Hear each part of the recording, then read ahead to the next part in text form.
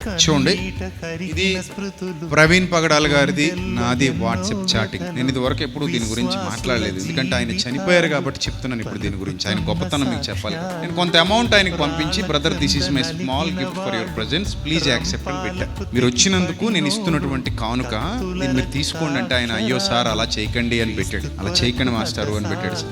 అప్పుడు నేను అన్నాను, ప్లీజ్ అన్న జస్ట్ నా సాటిస్ఫాక్షన్ కోసం మీరు ఉంచుకోండి, మీరు దేవుని పనిలో ఉపయోగించండి అని పెట్టాను. మీరు దేవుని సేవ చేస్తున్నారు కదా, నాకు తెలుసు మీరు ఎంత గొప్పగా పరిచర్య చేస్తున్నారు. మీరు ధనాన్ని దేవుని పరిచర్యలో వాడండి, నేను ఇచ్చేది తక్కువే, వాడండి. మీరు దేవుని పరిచర్యలో వాడండి. మీరు బోల్డ్ అంత ఖర్చు పెట్టుకుని వస్తారు, మీ చుట్టూతో బోల్డ్ అంత మంది ఉంటారు, చెయ్యాలి, ఇంకా చాలా పరిచర్య చేయాలి. ఈ పరిచర్యలో మీకు ధనం ఉపయోగపడుతుంది, ఉపయోగించండి అని చెప్పేసి పెడితే, చూడండి ఆయన ఏమని పెట్టాడంటే, నాకు సార్ ఫార్మాలిటీ ఎందుకులేండి మనకి అన్నాడు. లేదన్నా పర్లేదన్నా ఉంచండి ప్లీజ్ అని పెడితే, నాకు వెంటనే కింద దేనికి వాడమంటారో చెప్పండి, నేను 4 రకాలైనటువంటి పరిచర్యలు చేస్తున్నాను, మీరు దేనికి వాడమంటే దానికి ధనాన్ని వాడతానని పెట్టాడు. అది అతనికి ఉన్నటువంటి యథార్థత.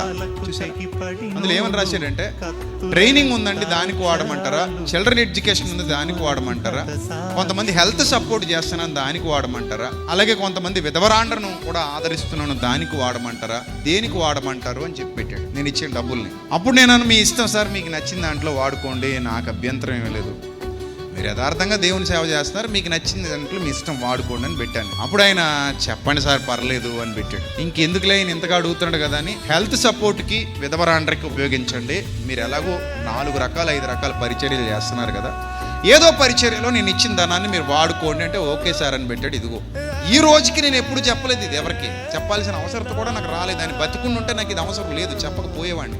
కానీ ఈరోజు ఆయన యథార్థత ఏంటో మీకు తెలియాలి అని చెప్తున్నాను. ఒక సేవకుడిగా మరో సేవకుడు ఏంటో నాకు తెలుస్తుంది, అలాగే నేనేంటో ఆయనకి తెలుస్తుంది, ఆయన ఏంటో నాకు తెలుస్తుంది. సో వాళ్ళు చేస్తున్న పరిచర్య ఎలా ఉండబోతుందో, ఎలా ఉంటుందో కూడా తెలుస్తుంది. అది ఈయనకున్న యథార్థత. కొంతమంది అలా ఉండకపోవచ్చు, కొంతమంది మోసం చేస్తూ ఉండొచ్చు సమాజాన్ని, కానీ వాళ్ళు దేవునికి ఒకరోజు ఏం చేస్తారు, లెక్క చెప్పుకోవాల్సి వస్తుంది ఖచ్చితంగా. ఈరోజు ఆయన అలా ఉండుంటే ఆయన మరణించకపోయేవారేమో, ఆయన ఇంకా మన మధ్యలో ఉండేవారేమో అని నాకు అనిపించింది, నా మనసు కనిపించింది. సో ఏదేమైనా ప్రియమైన క్రైస్తవ సమాజమా, గుర్తుపెట్టుకోండి, సేవకులు అనేవాళ్ళు సత్య సంబంధులుగా మన మధ్యలో ఉండడం మనకి దీవెన, మనకి ఆశీర్వాదం. అందుకే బైబిల్ గ్రంథంలో ఒక మాట ఉంది, సువార్త ప్రకటించి వారి పాదములు సుందరములు, వారు సువార్తను ప్రకటింపకపోయిన ఎడల మీరెట్లు విందురు, ప్రకటించి వారు పంపబడని ఎడల వారెట్లు ప్రకటించుదురు. అందుకే సువార్త ప్రకటించి వారికి సహకారులుగా నిలబడండి అన్నాడు.